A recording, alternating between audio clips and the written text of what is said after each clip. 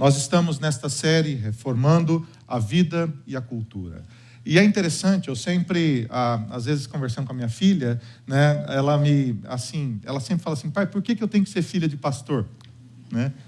Porque para tudo o senhor tem um sermão, né? Pastor gosta de falar, até com filho. E é interessante que eu sempre digo isso para a Laura. Eu falo, Laura, antes de entender o que, é preciso que você entenda por quê.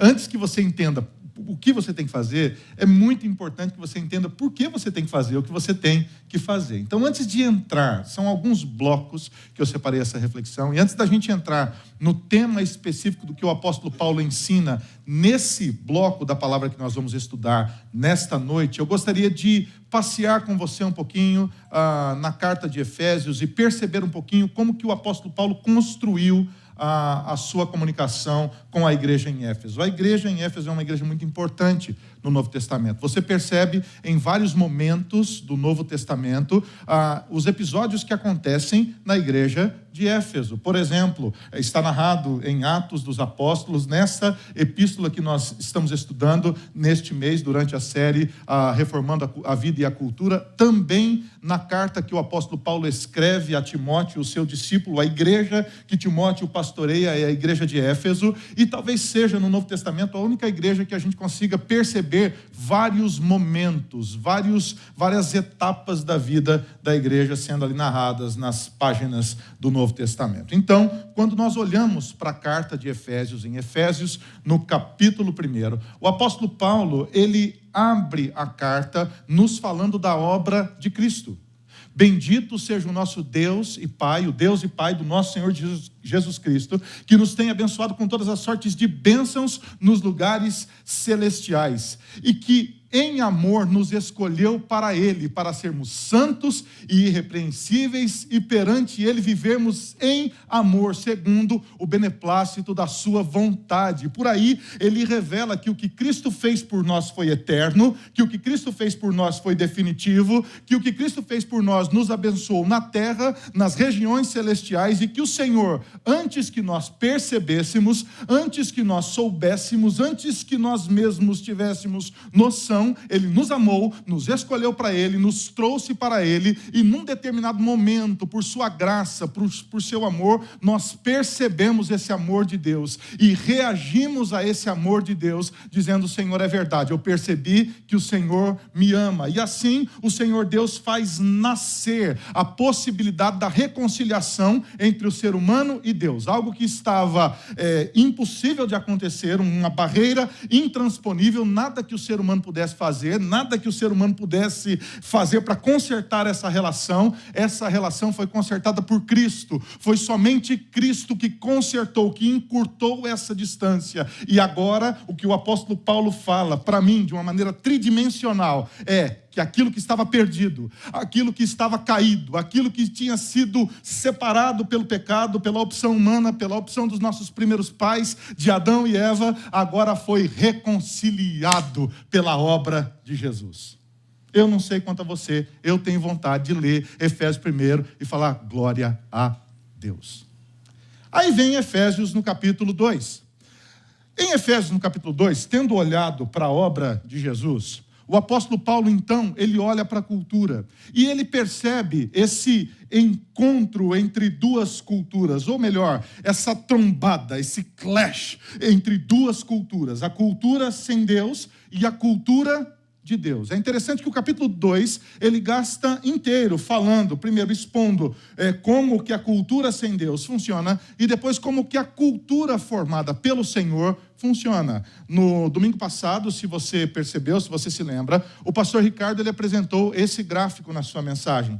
Esse gráfico são os 3 primeiros versículos do capítulo 2 de Efésios. É a estrutura da cultura sem Deus. Nós antes de Cristo vivíamos assim, envoltos pelo que o apóstolo Paulo chama de cosmos, mundo, por essa estrutura pecaminosa, pelo pecado estrutural. Nós também vivíamos influenciados pelo príncipe das trevas, pelo príncipe das potestades do ar, como o apóstolo Paulo lá escreve, o diabo, Satanás, as forças espirituais malignas que governam a mentalidade dessa estrutura pecaminosa que se chama mundo. E é interessante que o terceiro elemento da cultura sem Deus é o velho homem, o homem caído, o homem que observa e obedece aos seus desejos distorcidos, enganosos e pecaminosos. E é interessante que a nossa vida, segundo o apóstolo Paulo, a nossa vida sem Deus, a nossa vida distante de Deus, ela se dá na intersecção entre esses três elementos. É na intersecção desses três elementos que a vida da cultura sem Deus acontece. Do pecado estrutural, das forças malignas que revelam, na verdade, a mentalidade que governa o mundo sem Deus, e os desejos enganosos do homem que encontram motivo para a vazão da sua mentalidade pecaminosa, tanto por conta das sugestões de Satanás, quanto por causa do mundo que é estruturado para o pecado. É interessante que um autor que eu gosto muito, Foster, ele vai dizer que todo pecado ele encontra três pilares para que ele aconteça, três pilares básicos: o sexo, o dinheiro e o poder. Toda a estrutura, todo o pecado estrutural, ele obedece a esses pilares básicos: do sexo, do desejo distorcido pelo sexo, do desejo desordenado pelo poder e do desejo desordenado pelo dinheiro. Desse esquema básico surgem todos os tipos de pecado que você possa imaginar. Na base, sugestões do diabo, um mundo estruturado para o pecado e o coração sem Deus, desordenado, distante de Deus, que tem desejos que nem mesmo o próprio coração entende, que se enfia, se mete em situações que nunca previu antes, mas porque está obedecendo a uma mentalidade sem Deus. Como é que a Bíblia responde a isso? Como é que Paulo responde a isso? Depois do versículo 11 do capítulo 2, o apóstolo Paulo fala de uma outra estrutura, que responde à estrutura sugerida da cultura sem Deus. A obra de Cristo, que na verdade vence a morte, que resolve a distância entre o ser humano e Deus, que reconcilia o ser humano com Deus e faz nascer um novo homem. Esse novo homem não é mais governado pelos seus desejos enganosos e pecaminosos. Agora ele é governado pelo poder do Senhor Jesus que habita o seu coração. E mesmo que ele continue a pecar, mesmo que ele continue algumas vezes a errar o alvo, mesmo que ele continue muitas vezes a cometer coisas que desagradam a Deus, que desagradam a palavra de Deus, que são incongruentes ao seu próprio caráter, à sua nova vida, ele teve sua natureza pecaminosa perdoada. Eternamente, nem mesmo ele pode se separar mais daquilo que Deus fez nele. Ele é um novo homem, uma nova criatura, as coisas velhas já passaram, tudo se fez novo. Ele se despiu das roupas velhas que foram feitas na injustiça, que foram feitas nas roupas das sugestões de Satanás, do pecado estrutural, que foram feitas nas roupas dos desejos enganosos, e ele se vestiu de uma nova roupa, que foi feita, forjada no sangue de Jesus, no poder de Jesus, na graça de Jesus, na novidade de vida de Jesus. A junção desses muitos novos homens e mulheres fez nascer a igreja de Cristo, que é a antítese do pecado estrutural. E é aí que você começa a perceber que existem duas narrativas que contam a história da humanidade. Uma narrativa sem Deus, que é mentirosa, que é distante de Deus, e a narrativa da cultura de Deus, do reino eterno de Deus, do senhorio eterno de Deus, da vitória eterna de Jesus. É isso que Paulo faz no capítulo 2. Ele revela essas duas estruturas e mostra isso para a igreja de Éfeso. No capítulo 3, estou dando aqui um panorama de Efésios para você. No capítulo 3, o apóstolo Paulo olha para o capítulo 2, para tudo que ele escreveu, e ele diz: por essa causa, por causa da obra de Cristo, por causa do novo homem, por causa da igreja de Jesus, por essa causa eu sou prisioneiro. Por essa causa eu me coloco de joelhos. Perceba o envolvimento de Paulo com a causa de Jesus. Perceba o envolvimento do apóstolo Paulo com a obra de Jesus. A coisa não é apenas um discurso, não é apenas uma filosofia, não é apenas algo esteticamente coerente, não é apenas algo belo, bonito, mas é algo que mudou a sua vida, que o envolveu de tal maneira que ele agora é um prisioneiro por causa da obra de Jesus. E a causa de Jesus, a causa do reino de Deus, a causa da missão de Deus, a causa do poder de Deus, a causa da restauração que está em Deus, se torna a causa de vida do apóstolo Paulo. E você sabe qual que é o grande problema? Quando eu olho para isso, eu penso em mim mesmo e eu fico desesperado, porque eu sou, às vezes, um homem de causas perdidas. Eu arrumo confusão por causa de cada causa. Eu fico pensando que nós vivemos hoje, assim, com causas tão superficiais. O sujeito tem como sonho na vida prosperar materialmente, e ele faz disso a sua causa de vida. E ele se dobra ao Deus dinheiro, e ele se prostra diante do altar de uma carreira desordenada. Ele se prostra, ele sacrifica o tempo da sua família, o tempo dos seus filhos, ele sacrifica o seu tempo com Deus para correr atrás do vento. E esse correr atrás do vento se torna a causa da vida dele. O apóstolo Paulo diz: por essa causa, eu me tornei um prisioneiro. Isso envolveu tanto a minha vida, que agora o que eu era, eu não sou mais. O que eu fui, não sou mais. Os títulos que eu conquistei, a fama que eu conquistei, a religiosidade que antes era tão importante para mim, não é mais. A causa de Jesus ganhou completamente o meu coração. E ele diz também para a igreja: por essa causa, eu me coloco de joelhos.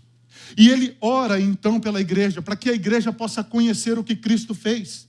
Em duas dimensões. Primeiro, para que a igreja possa conhecer a profundidade, a largura, a dimensão do amor de Deus que está em Cristo Jesus, para que a igreja possa conhecer a eternidade, a profundidade, a imutabilidade do amor de Deus que está em Cristo Jesus. E conhecendo o amor de Deus que está em Cristo Jesus, a igreja perceba que o Senhor é poderoso para fazer infinitamente mais do que tudo que pedimos, do que tudo que pensamos, pelo seu poder que opera em nós. E é por isso que ele ora. Ele ora para que as pessoas conheçam o amor de Jesus. Ele ora para que as pessoas conheçam o poder de Deus. Ele ora para que as pessoas sejam transformadas pelo amor de Jesus. Ele ora para que as pessoas conheçam o poder de Deus, que pode mudar todas as pessoas, que pode mudar todas as situações, que pode mudar todas as circunstâncias, que pode anular o poder de Satanás, que pode vencer o poder do pecado estrutural, que pode acabar com o velho homem e fazer nascer um novo homem a partir da obra de Cristo Jesus. Mais uma vez, o que Paulo escreve, para mim, é tridimensional. É multifacetado. A minha mente explode quando eu leio isso. Então ele vem para o capítulo 4. E no capítulo 4, ele começa a construir a ética desse novo homem. Ele diz assim: vocês não vivam mais como gentios. Vocês não andem mais como pessoas que andavam segundo as sugestões de Satanás. Vocês não andem mais como pessoas que andavam submissas ao pecado estrutural e deixam de andar como velhos homens. Vocês são novas pessoas em Cristo e que estão vivendo no reino de Deus, e a representação do reino é a igreja de Cristo. Amadureçam. Vocês precisam amadurecer. A nossa série está estacionada em Efésios, no capítulo 4. Ele vai dizer: aquele que minta, não minta mais. Se você antes se irava, agora você não deve mais pecar. Você deve ser uma pessoa apaziguada pelo poder do Espírito Santo. Deixe de falar palavras torpes e fale palavras que edificam. Enfim, ele vai construindo a ética pessoal. Como o pastor Ricardo disse na semana passada, ações pessoais que têm reflexos coletivos. É o poder do Espírito Santo mudando a sua vida, e a sua vida transformada influencia as vidas das pessoas que convivem com você. Paulo para por aí? Não. No capítulo 5, ele fala de uma maturidade relacional. Ele diz que agora nós fomos chamados a viver em comunidade. E em comunidade nós precisamos aprender a amar uns aos outros. Ele já prevê que a vida em comunidade não é uma vida fácil, não é uma vida tranquila. Ele trata disso em Efésios, ele trata disso em 1 Coríntios, dizendo que as pessoas precisam aprender a esperar umas pelas outras, que elas precisam aprender a compreender as ambiguidades umas das outras, as incompreensões umas das outras, e perceber que é o amor de Deus que nos faz conviver, que nós não fomos chamados para escolher pessoas, mas nós somos chamados para acolher pessoas, essas pessoas que foram acolhidas pela graça de Deus. E não importa o que você ache, mas a outra pessoa que crê em Jesus, quer você queira ou não, quer você goste dela ou não, é seu irmão. Ponto final. O apóstolo Paulo também, ele vai construir a ética do casamento, dizendo, já que você é um novo homem, já que você é uma nova mulher, esposas, respeitem os seus maridos. Maridos, amem as suas esposas.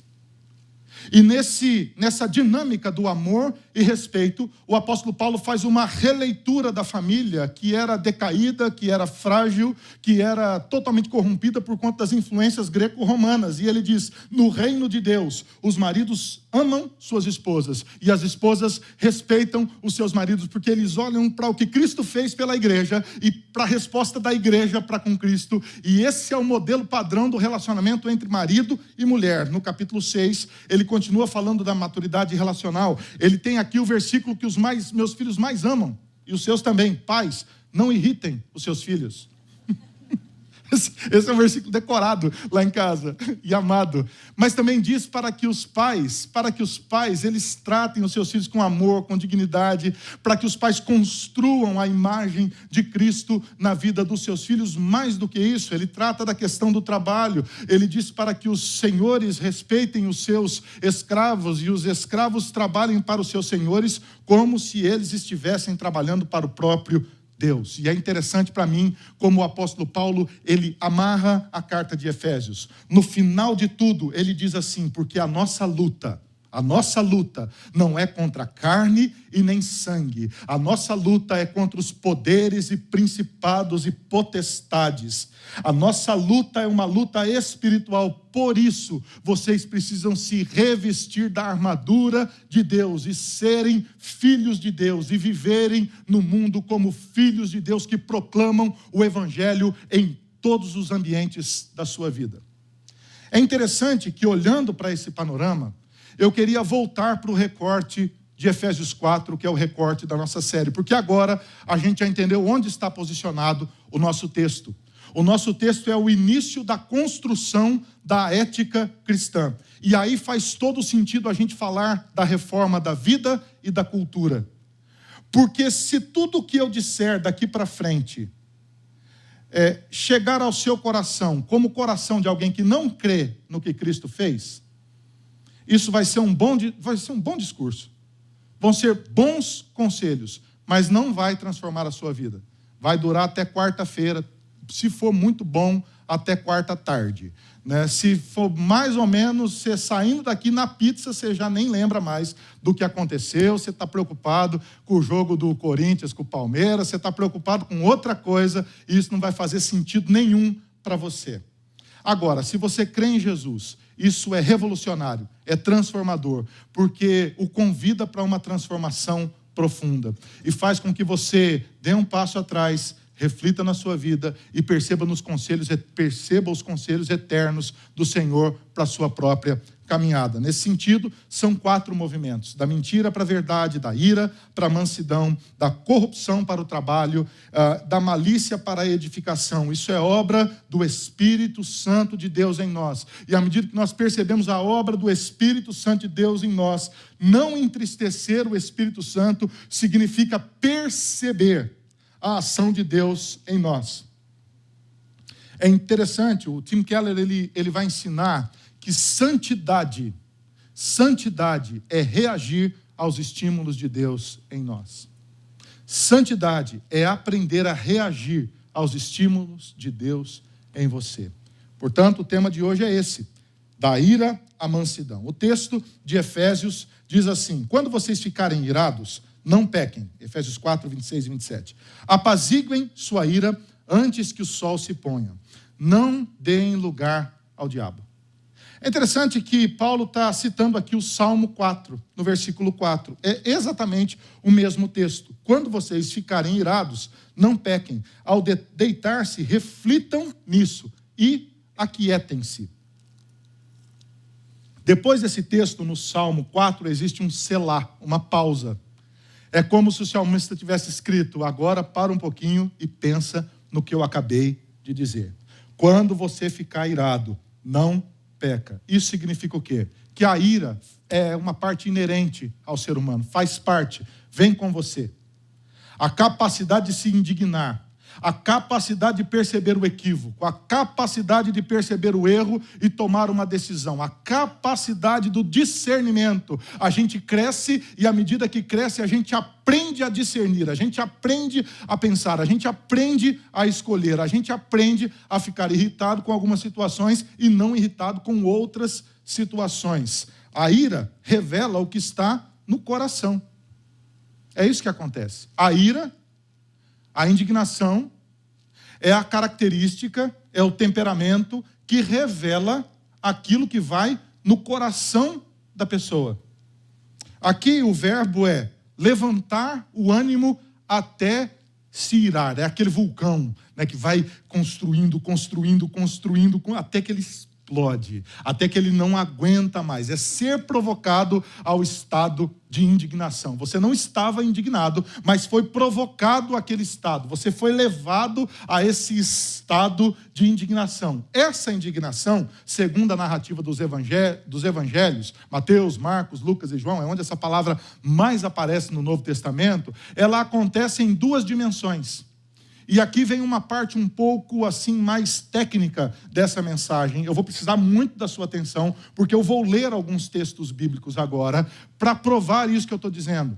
De que os evangelhos falam da ira de Deus e falam da ira do homem. A ira de Deus é uma das partes menos faladas do temperamento, do caráter do nosso Deus.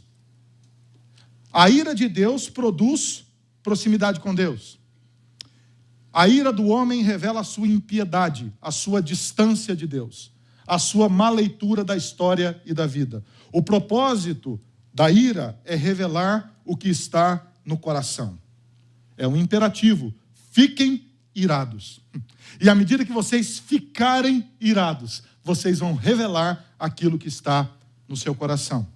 Por exemplo, a ira do homem nos fala de que essa característica, de que a indignação, a irritação vai mostrar, ou vai revelar, ou vai quebrar os relacionamentos. Vocês ouviram o que foi dito aos seus antepassados. É Jesus relendo a lei, relendo os mandamentos, relendo este mandamento especificamente. Vocês ouviram: não matarás, e quem matar estará sujeito a julgamento. Mas eu lhes digo que qualquer que se irar contra seu irmão estará sujeito a julgamento.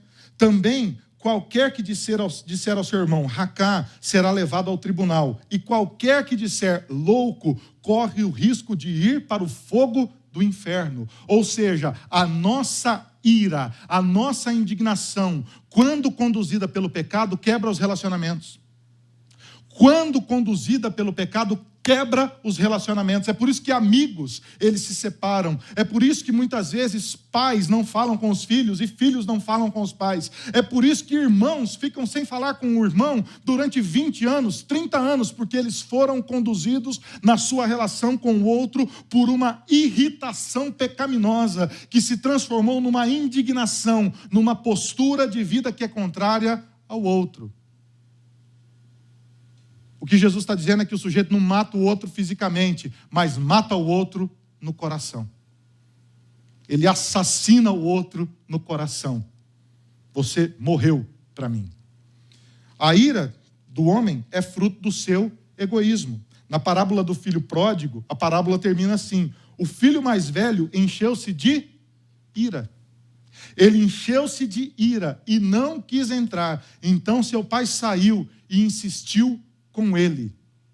O filho mais novo, você conhece a história em Lucas no capítulo 15, o filho mais novo saiu de casa, ele arrebentou, ele gastou todo o dinheiro do pai, com prostituição, com festa, ele detonou.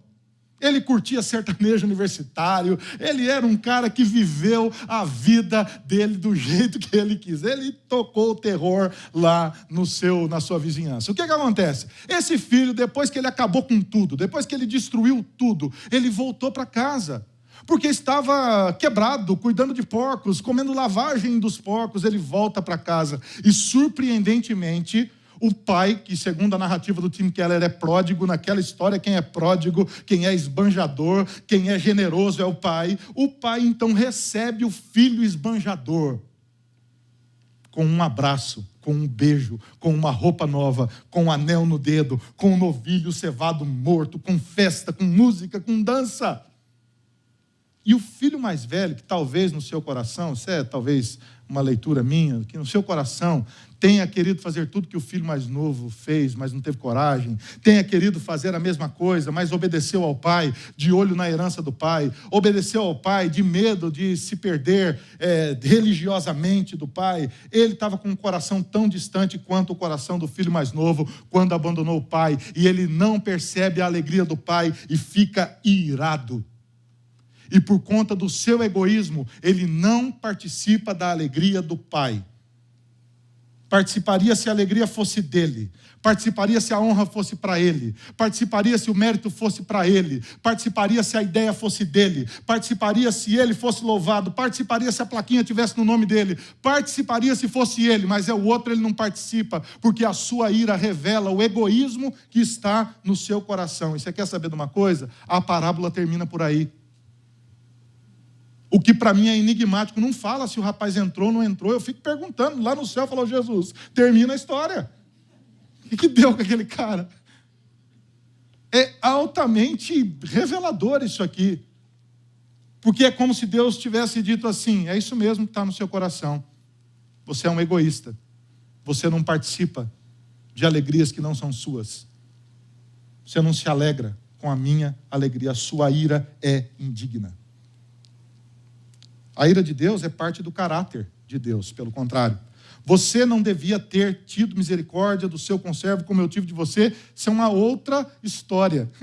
Interessante, porque o rapaz foi perdoado de uma dívida impagável e ele não consegue agora perdoar uma dívida insignificante. Ele é perdoado de uma dívida milionária e ele não consegue perdoar o cara da dívida, sei lá, insignificante e pagável facilmente. Ele oprime o que deve para ele.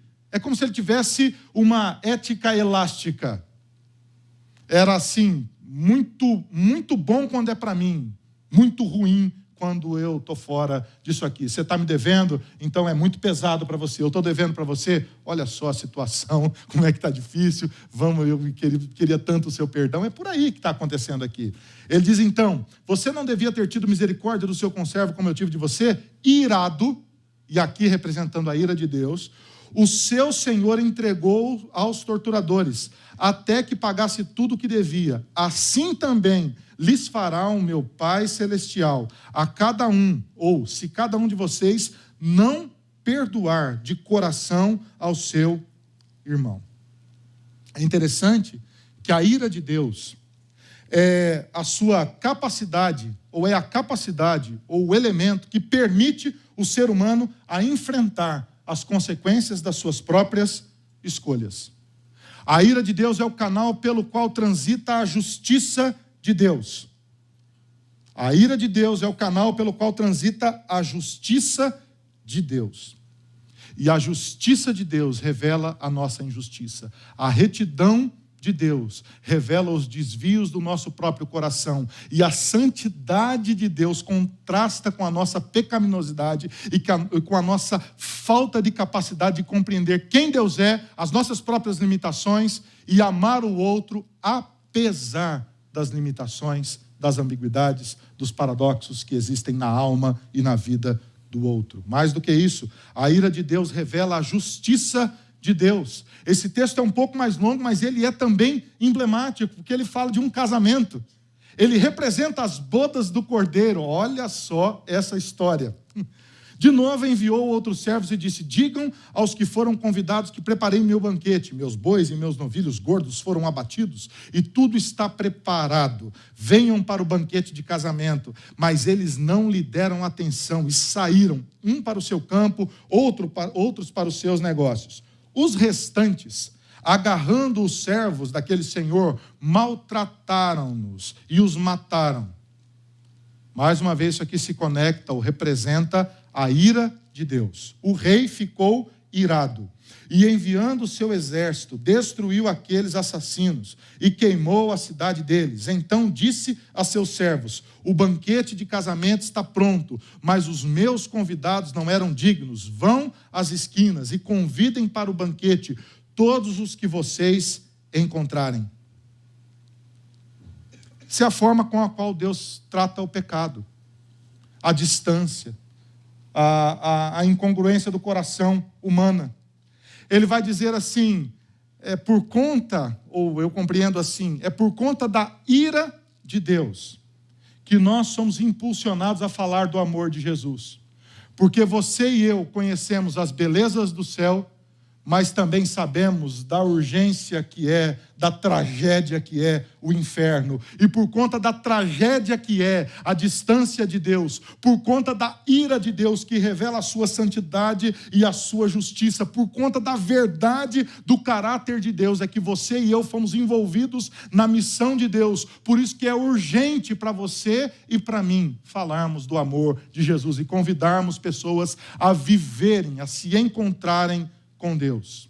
É interessante que há um determinado momento que a ira de Deus se encontra com a ira do homem. No Apocalipse o texto fala assim: as nações se iraram, chegou a tua ira, chegou o tempo de julgares os mortos e de recompensares os teus servos, os profetas, os teus santos, os que temem o teu nome, tanto pequenos como grandes, e de destruir os que destroem a terra. O Mike Gorin vai chamar isso aqui do encontro missionário da cultura. É quando as duas culturas se encontram. A cultura sem Deus e a cultura de Deus. O que promove, o que faz, qual é o fruto da cultura sem Deus? Impiedade, indignação sem causa, distância de Deus, pecado, tragédia, violência, maldade, isso tudo que você já observa. Qual é o produto da cultura de Deus? É a proximidade com o Senhor, é a recompensa do amor de Deus. E esse encontro vai produzir o final da maldade e o reino eterno da bondade que está em Cristo Jesus. Já foram 2 blocos aqui da mensagem. Primeiro bloco, panorama de Efésios. Você percebeu, junto comigo, como que o apóstolo Paulo posiciona a construção do novo homem, a reforma do ser, a reforma do indivíduo, que a partir da transformação de si mesmo também é capaz de influenciar a sua cultura. No segundo bloco, nós percebemos aqui que a ira, que a indignação, ela pode ser conduzida por 2 elementos. Ela pode ser conduzida pelo seu pecado, e o seu pecado vai revelar ou vai produzir relacionamentos quebrados e atitudes egoístas para com a vida. E aí, então, cada vez mais irritado, cada vez mais indignado, cada vez mais distante de Deus, você vai viver sozinho, distante das pessoas, e vai usar as pessoas para que você construa as coisas que você acha importante para você. Ou você pode viver a partir da ira de Deus, que define as coisas, que diz o que é certo e o que é errado, que revela o amor eterno de Deus e que conduz a vida para um novo momento claro, de escolhas profundas, bíblicas e saudáveis, que vão transformar a sua história. E aí então, quando o apóstolo Paulo diz, fiquem irados, e no contexto da ira estão essas 2 realidades, ele dá 3 conselhos. E aí o terceiro bloco dessa mensagem, o terceiro e o último. O que você faz então diante da verdade de que você estará vivendo nesse contexto da ira, conduzido ou pelo pecado ou pelo Senhor? Ele aconselha a igreja dizendo assim: não pequem, não se ponha ao sol e não dê lugar ao diabo. São 3 coisas para você aprender nessa noite. Todos esses verbos estão no imperativo. É a orientação bíblica de como lidar com a ira. É a orientação bíblica de como lidar com esse sentimento de indignação no coração. É a orientação bíblica de como resolver a irritação na vida. É a orientação bíblica de como ter a alma pacificada pela graça de Deus, ter o espírito manso ou amansado pelo poder de Jesus, ter a alma resolvida das suas crises por conta da inserção do pecado e da distância de Deus, e ter a alma transformada a partir da mentalidade do novo homem que está em Cristo Jesus. Esses 3 pontos. Primeiro, não pequem. Pergunta aqui é: quando a indignação pode se transformar em pecado? Fiz essa pergunta. Quando é que a minha indignação se transforma em pecado? Primeiro, quando a irritação é por motivos mesquinhos e egoístas. Tem pessoas que elas são irritadas por motivos mesquinhos e egoístas. O sujeito, ele olha para esse copo aqui, ele diz assim: esse copo precisa ficar aqui. Esse é o lugar do copo. Qual é o motivo? Nenhum. Ele escolheu na sua mente que o copo tem que ficar aqui.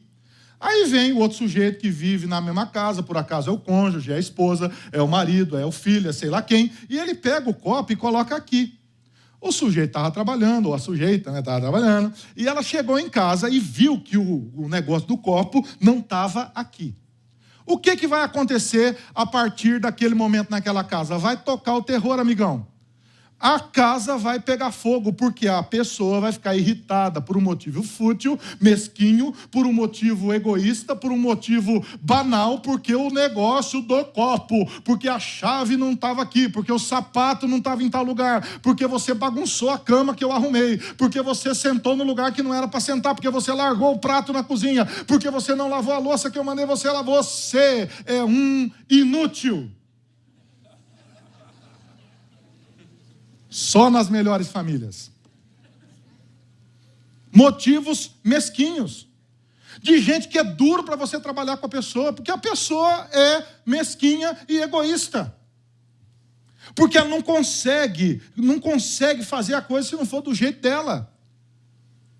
E a gente, por conta dessa indignação pecaminosa, vai quebrando os relacionamentos. Porque a gente é egoísta, porque a gente vai deixando a alma ficar pequena, porque a gente não abre o coração para o novo, porque a gente não descansa no poder que há em Deus. A gente quer resolver a vida e a gente acha que se a vida funcionar dentro do esquema que a gente acha que a vida deve funcionar, a gente vai ter significado e segurança. Desculpa, mas não é assim que funciona. Quando que a ira se torna pecado? Quando eu me expresso desordenadamente e com violência. À medida que algo me irritou, eu acabo sendo violento nas palavras, nas atitudes. Eu perco muitas vezes a razão, porque falei algo que não deveria falar, porque me expressei de uma forma que não deveria me expressar, porque meu filho, muitas vezes de 3 anos de idade, estava brincando e fazendo barulho na hora que eu queria descansar. Eu fui desordenadamente violento com ele. E aquilo traumatizou o coração do meu filho, porque o meu colega de trabalho não fez algo que eu queria que ele tivesse feito, e eu o insultei, e não apenas o insultei, mas falei mal dele para o meu superior, na intenção de que ele fosse demitido, e não pensei nem nele, nem na família dele, e nem no sustento dele, porque ele fez algo que me irritou, e eu agi de maneira desordenada e violenta com ele, nas minhas palavras, nas minhas ações. É gente que intencionalmente é violento com o outro. Intencionalmente, nas palavras, nas ações, nos gestos. A indignação se tornou pecado. Conduziu a pessoa para uma quebra de relacionamentos com Deus, com o outro, por conta do egoísmo que está conduzindo a coisa. Quando, fruto dessa irritação, eu guardo rancor e mágoa no coração. Eu acabo me irritando não apenas mais com a situação, mas agora é a pessoa. Não interessa mais. O sujeito pode me trazer uma caixa de bombom, não gosto dele. O sujeito pode falar elogios ao meu respeito, eu não gosto dele. O sujeito pode fazer o que for, eu não quero mais saber dele. Há pessoas que são assim, elas sofrem traumas na vida, e elas sofrem por conta, muitas vezes, das próprias coisas que provocaram, por conta da irritação pecaminosa do seu coração, e elas guardam mágoa com relação ao outro, e não falam mais com o outro, não querem saber mais do outro. A ira se tornou pecado, quebra os relacionamentos. Quais são as consequências dessas atitudes? Primeiro, são pais que deixam marcas negativas nas vidas dos filhos. Lá na frente, essas marcas elas vão se revelar. Lá na frente, quando o filho for ficando adulto, essas marcas vão se tornando visíveis. No distanciamento, na agressão, nos relacionamentos quebrados. Muitas vezes na falta de capacidade que o filho tem de discernir a vida. Muitas vezes nas escolhas equivocadas que os filhos fazem na vida. São filhos, por exemplo, de 18 anos de idade que dizem assim: eu não quero nunca mais ver meus pais na vida. E na primeira oportunidade que eles têm, eles somem de casa. E eles se envolvem com pessoas equivocadas, eles tomam decisões equivocadas na vida, eles são conduzidos por sentimentos ruins no coração que foram plantados por conta de um ambiente conduzido pela indignação equivocada, pela irritabilidade dos pais. São casamentos que começam bem. Isso é bonito, festa bonita, todo mundo bem, todo mundo cheiroso. O casamento começa de uma maneira fantástica. Casa nova, tudo novo, é lua de mel legal, é tudo fantástico, é tudo mil maravilhas, mas na medida que a coisa vai acontecendo e as coisas vão se desacortinando e as pessoas vão se conhecendo melhor, o que começou bem é destruído por conta do pecado, da irritação, da indignação que passa a conduzir aquele relacionamento. E famílias são destruídas. É a violência que dilacera as famílias em minutos. São conflitos raciais e ideológicos intermináveis. É o medo e a insegurança nos relacionamentos e na sociedade. Tudo isso é fruto da ira pecaminosa vivida pelo coração humano. William Barclay, ele vai dizer o seguinte: na vida cristã deve haver ira, mas uma ira que seja justa. O homem que perdeu a faculdade de irar-se tem falta de algo essencial. A cólera egoísta, ou sobre o que si mesmo ocorre, é sempre má. A irritação, o mau temperamento, a irritabilidade carecem de defesa, mas há uma ira sem a qual o mundo se empobreceria. O mundo teria perdido muito sem a ira acesa do Wilberforce, com o tráfico dos escravos, sem a ira do Shaftesbury, contra as condições em que os homens, as mulheres e os meninos trabalhavam no século XIX. Quem conduz sua irritação? Quem conduz as coisas pelas quais você luta na vida? Quais são os motivos que fazem com que você fique indignado? Eles estão alinhados com o caráter de Deus ou com as suas escolhas pecaminosas? Ou com o seu egoísmo? O que conduz suas decisões e escolhas? Segundo o conselho, não se ponha ao sol. Literalmente, não deixe o sol se pôr, não deixe o dia terminar. Para o judeu, a mentalidade ou a compreensão do novo dia, ou do final de um dia, o começo do outro, se dá com o pôr do sol. No pôr do sol termina um dia e começa outro. O pôr do sol é que define o término do dia. Aqui o apóstolo Paulo está dizendo assim: não deixe que o dia termine e que você ainda tenha raiva contida no seu coração. Não permita que essa situação durma com você. É interessante que aqui é um desdobramento do verbo anterior, é um outro verbo que está dizendo o seguinte: significa indignação, exasperação, irritação extrema. É como se o sujeito tivesse ficado indignado e essa indignação agora escalou para o ponto da irritação extrema. Não interessa mais o que acontecer, a pessoa está irritada, é um estado de vida. Consegue perceber? É o produto da ação anterior. O que antes era um sentimento, agora é uma ação concreta. O outro agora é alvo da irritação. O alvo agora é o outro, não é mais o problema em si. É interessante que o Os Guinness é um autor que eu gosto muito, ele tem alguns livros fantásticos. Esse livro é um livro que eu indico, 7 Pecados Capitais. Se você ainda não leu esse livro, faça um favor para você mesmo, passa numa livraria, compra esse livro, compra ele no Kindle, que vai sair mais barato do que lá na livraria. Leia esse livro, faça um favor para você mesmo. Quando ele fala dessa questão da ira, da raiva, da indignação, ele diz o seguinte: a raiva prolongada se transforma em desejo pervertido de justiça. Presta atenção nisso. Desejo pervertido de justiça, que cresce chegando à fúria obsessiva. Não é mais o retumbar de um trovão, mas se transforma em uma fornalha com terrível potencial de destruição. É isso que a irritação extrema faz.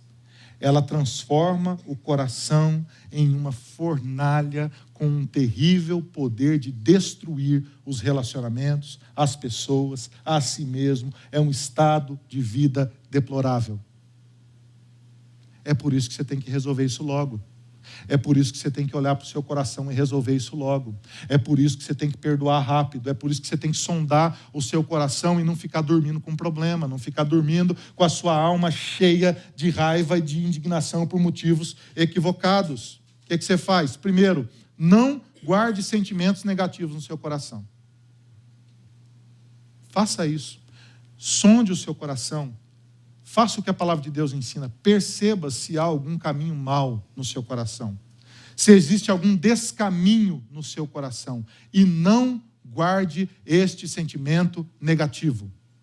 Você precisa soltar esses sentimentos negativos que estão na sua alma. Alguém fez mal contra você? Você foi criado por um pai que era um crápula, você apanhou muito da vida, você sofreu traumas terríveis, você foi abandonado, você teve a sua vida dilacerada por algum problema. Que Deus cure a sua alma e que você comece tendo a sua alma curada, soltando esses sentimentos negativos que agora conduzem a sua alma. Solte sentimentos negativos e faça isso rápido. Porque isso vai acabar fazendo mal para você, para a sua vida, para os seus relacionamentos. Vai azedar a sua alma. Vai azedar o seu relacionamento com as pessoas. Vai fazer você trocar de rua quando você encontrar com a pessoa que é o seu desafeto. Vai fazer com que você não visite a casa da sua família quando aquele determinado membro da sua família estiver lá naquele lugar. Vai fazer com que você crie mecanismos para se proteger que não precisam ser criados quando a sua alma é livre de sentimentos negativos. Não fique lembrando do erro. Isso é malícia. O livro de Provérbios diz que quem fica lembrando do erro estraga a amizade. Você quer estragar uma amizade? Vou te dar uma receita. Fica lembrando de todas as pisadas de bola que a pessoa dá com você. Rapidinho você vai perder um amigo. Rapidinho seus filhos não querem mais falar com você. Rapidinho você está sozinho. Você quer ficar sozinho? É seu desejo ficar sozinho na vida? Fica lembrando os erros que as pessoas cometem contra você. É só você fazer isso.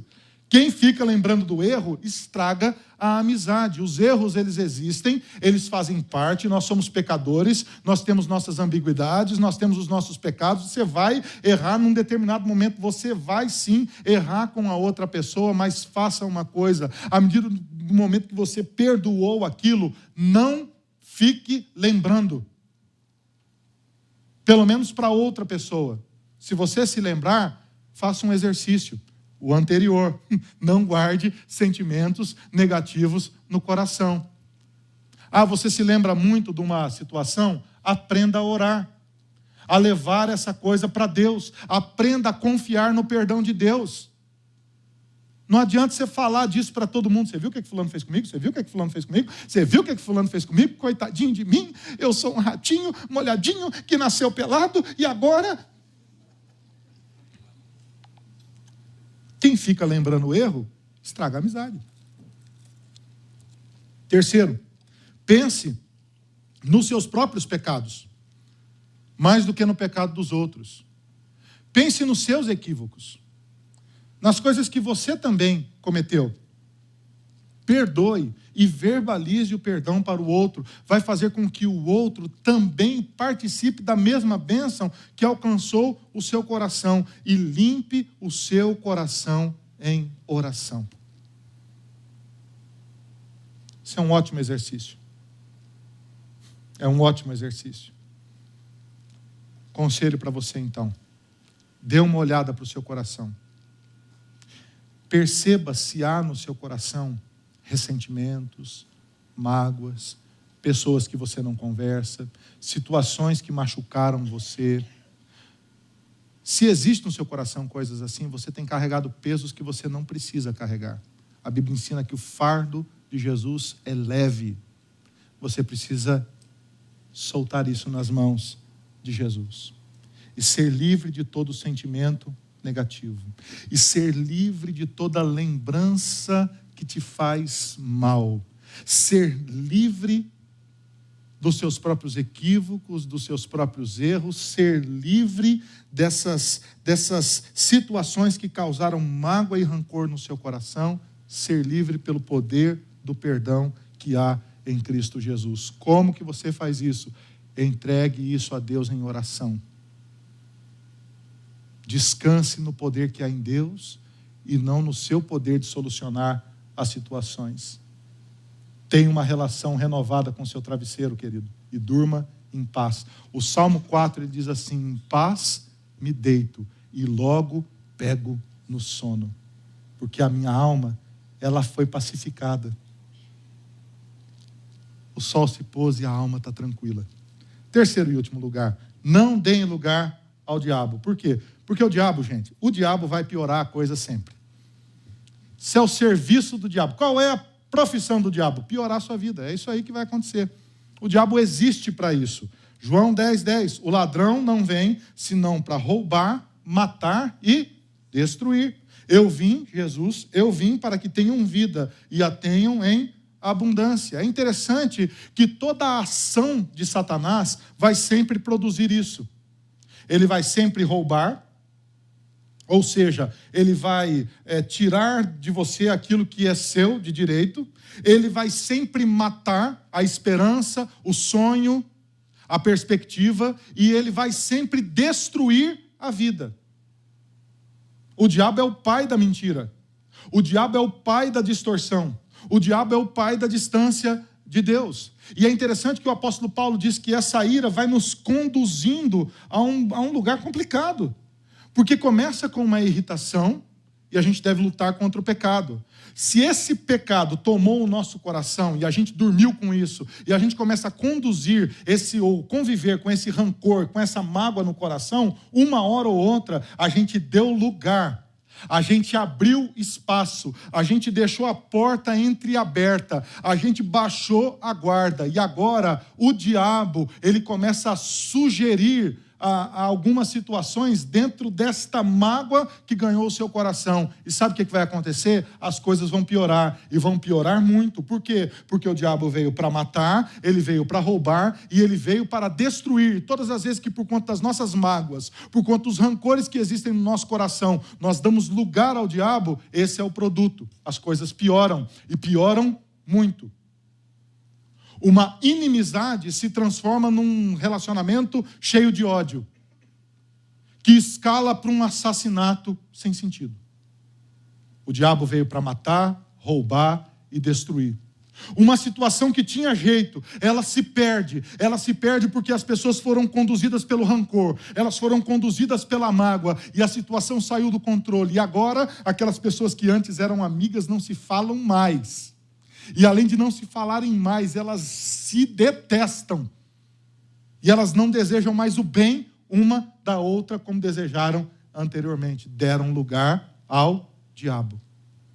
E o diabo piorou muito as coisas. O que é que você faz, querido? Faz o seguinte. Primeiro, submeta-se a Deus e resista. Olha o que o texto bíblico diz. Portanto, submetam-se a Deus e resistam ao diabo, e ele fugirá de vocês. Você sabe qual que é o problema? O problema é que a turma tem medo do diabo.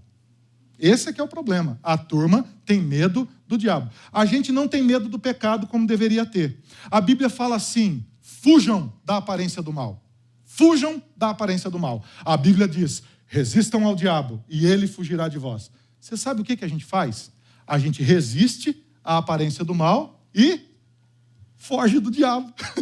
O sujeito resiste à aparência do mal e foge do diabo. Você sabe o que vai acontecer? Vai piorar a situação na sua vida.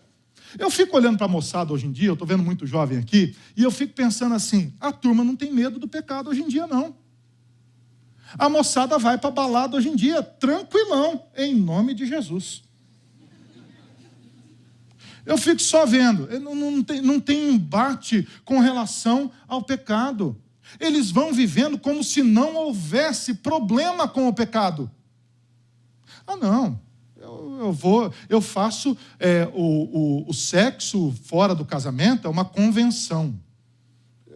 Que mal existe. E eles vão convivendo com pecados que a Bíblia ensina que é pecado, e que é claro com relação a isso. Eles vão convivendo em ambientes da cultura sem Deus, que são sugestões de Satanás, que são conduzidos por desejos enganosos, e eles vão vivendo como se não tivesse problema nenhum. Eu tenho maturidade. Um menino de 18 anos de idade, 18 anos de idade, que diz: eu tenho maturidade. Eu, com 18 anos de idade, não tinha maturidade. Você, com 18 anos de idade, não tem maturidade. Não adianta você provar que tem, porque não tem.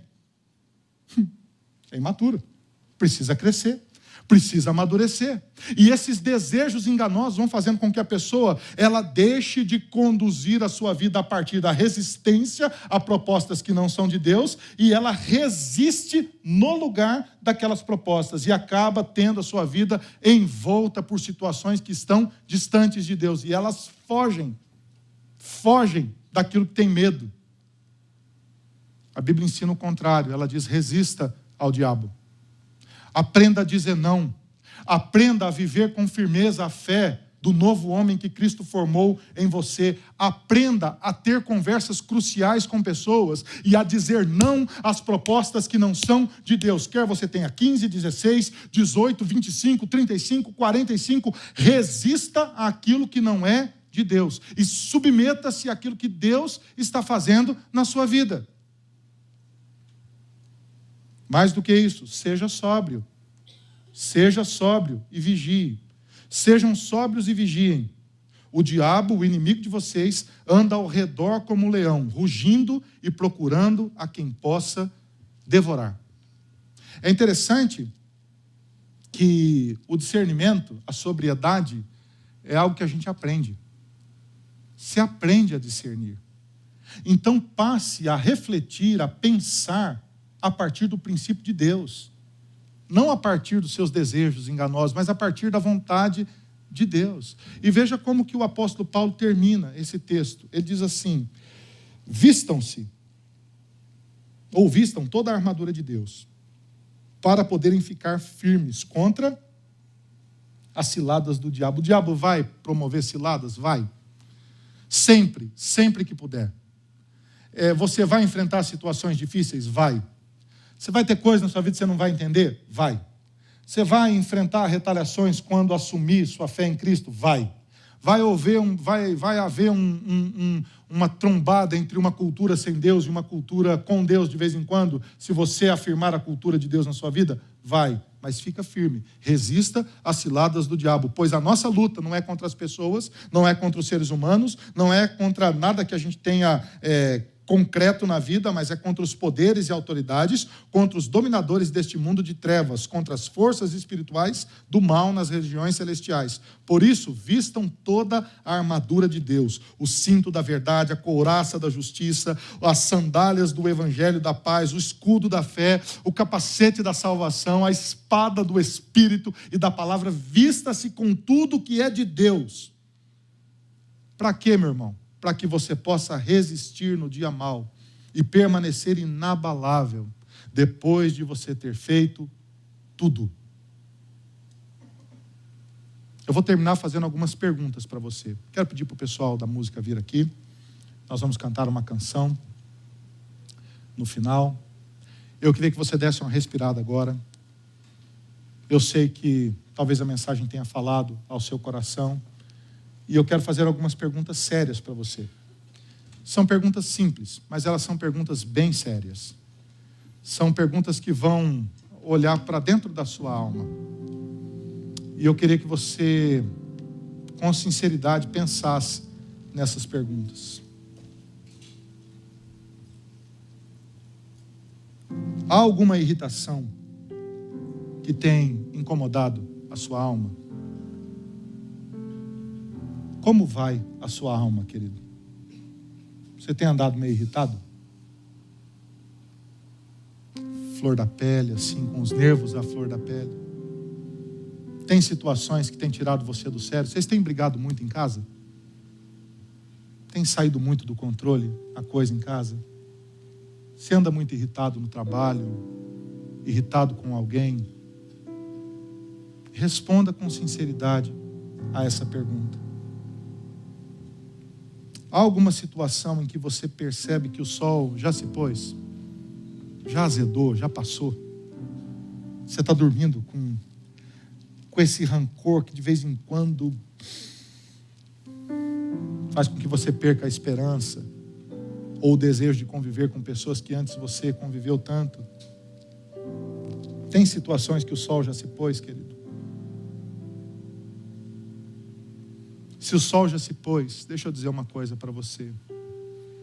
A palavra do Senhor diz que no céu, na Nova Jerusalém, o sol nunca deixará de brilhar. Que o dia nunca terminará, porque Cristo fará novas todas as coisas.